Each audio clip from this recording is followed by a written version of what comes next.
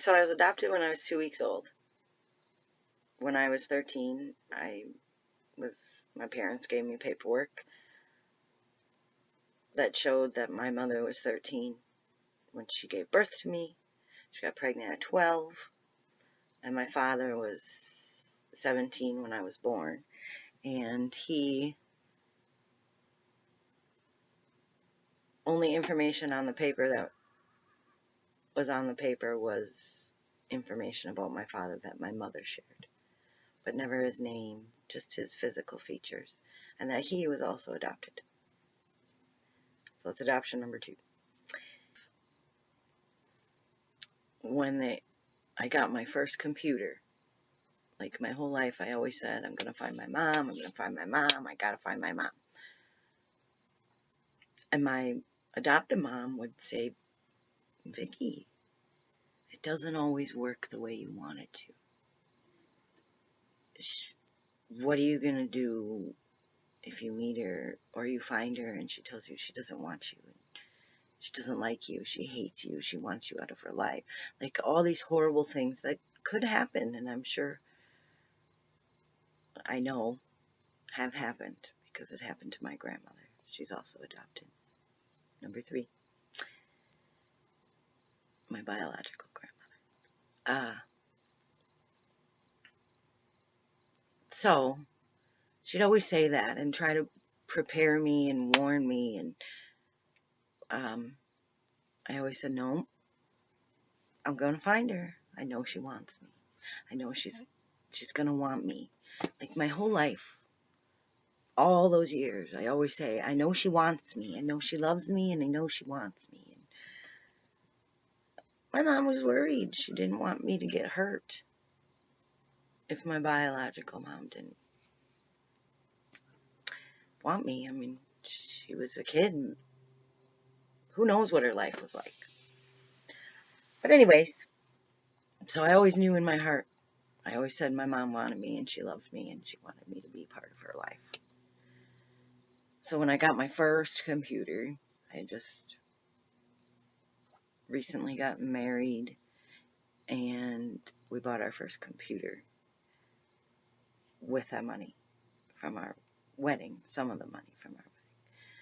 So, like, first day I turned that puppy on, I was on there. I registered with every adoption registry, everything I could find on adoption, anything where adoptees were looking, where adoptive parents that gave their kids up were looking, and I registered with everything and anything I could find. One day, I found a registry that a woman gave up a baby in 1972 in Fort Atkinson, Wisconsin, and all the information was right except for the birth year. Like it was me. And I thought, oh, it's her. She, like I knew it's her.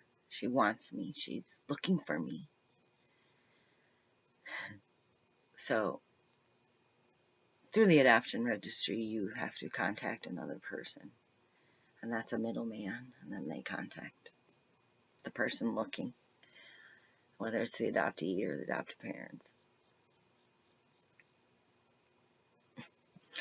So I send a message and I say, I believe this is me this woman is looking for.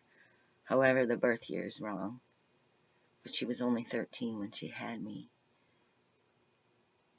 Maybe she has a mistake. I mean, it can be confusing. You're a little kid. That was like the longest wait of my life. I don't even know how long it was, but it felt like days.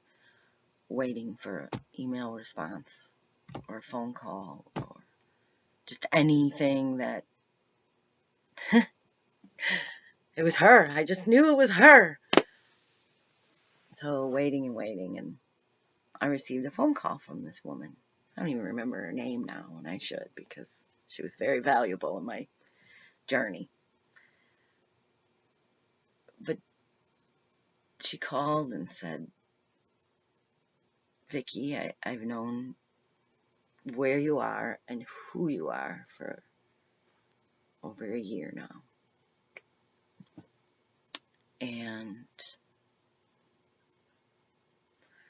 she says, I know your mother very well.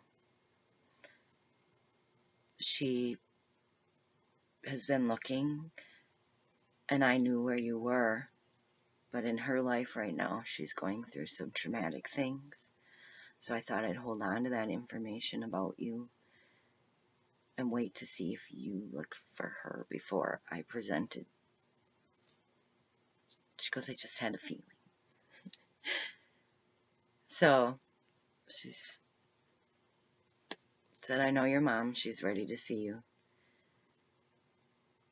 So let me call her and let her know that you would like to respond, and then I'll contact you back and to see if she's ready for sure, because she was getting out of a bad relationship, and she was kind of having her own bumpy life, her own evolution, I guess. So we hung up, and I called my friend, I don't know, it was just, my husband was there, the kids were there, waiting for that phone call, and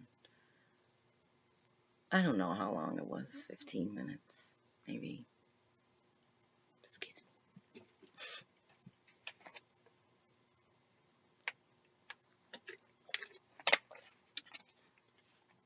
And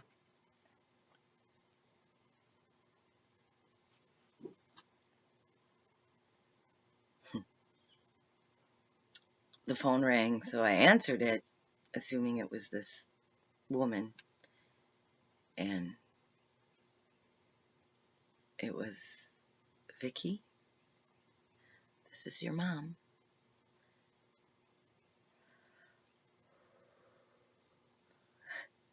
That was,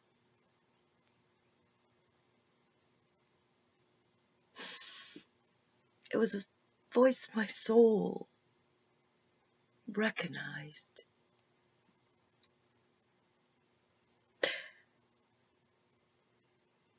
I hit the floor. I dropped to my knees. And I said, I have waited so long to hear your voice.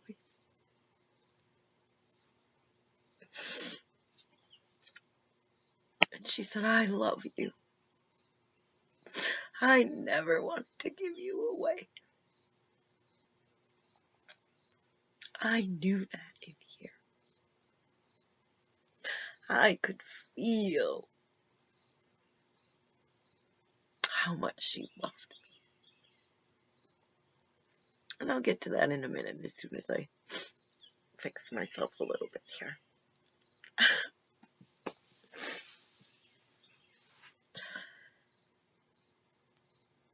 So after we both shed tears and talked for hours, it was incredible. In my mind, I had started packing a bag. I was going to go meet her.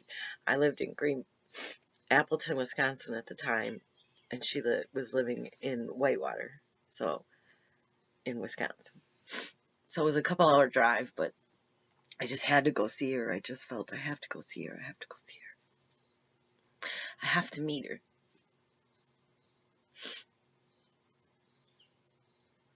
Like I said, she was going through her own life thing, so she was on medication and things like that. So she was on a very thorough regimen of pills. So we scheduled when she could be a little more coherent, ready to see each other, because I had made it to the Whitewater a day early, and she's like, nope, I'm in bed. You'll have to come in the morning. So we stayed at a hotel that evening. It was me, my husband, my kids, my ex-husband, my kids, and my best friend. And so, like, we were all together in the vehicle, and I was just blown away and pulling into the driveway thinking, I'm going to meet the woman that gave life to me, that I've dreamt about since as long as I could remember. So they stayed in the car so I could have a few moments alone, like just that. And they could watch and see. So incredibly, I knock on the door, and she opens the door, and it is me, an older version of me. Same glasses, same hair. My mother's is wavy, mine is straight. Same posture, same mannerisms. It was me. And even my best friend said, when she opened that door and you two were standing face to face and you hugged, and she was like, it was incredible. It was a reflection of you. And to be honest, I don't remember much of the conversation that day. I do remember holding her hands and just looking at her for hours as we talked. And I remember some things, but it was just the feeling of being in her presence. And like during that talk, though, I learned when she was a little girl, so her stepfather, her biological father, passed away when she was little. And her mother, my grandmother, married another man, and he was a very strict Catholic.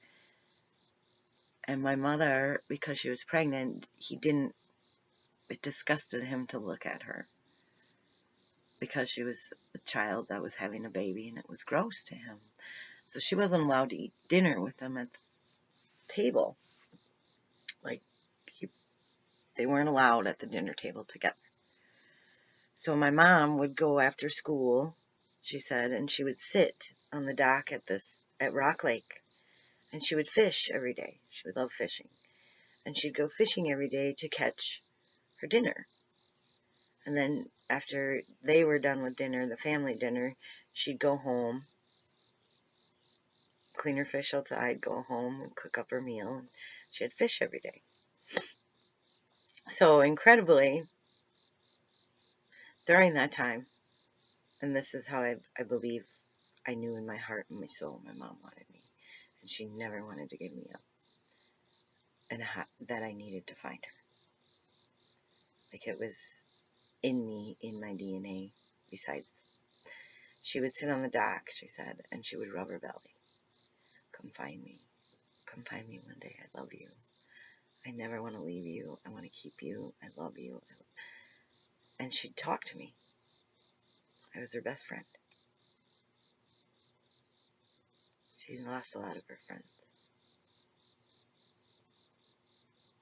So it was ingrained in me. So then when I met her, it was absolutely incredible, because we looked alike. We had the same mannerisms. She doesn't drink milk, neither do I. We both only drink water. I drink tea now that I'm older, but when I was younger, I only drank water. Never drank soda or anything like that. We didn't like milk. What else is there? It's just incredible, like, how much we were alike. And it even gets weirder and wilder, because my mother died within a year and a half after I met her. But after I met her, like that initial, oh my God, this is my mother and we look alike, and all these other absolutely amazing things, I found out that I had brothers and a sister. And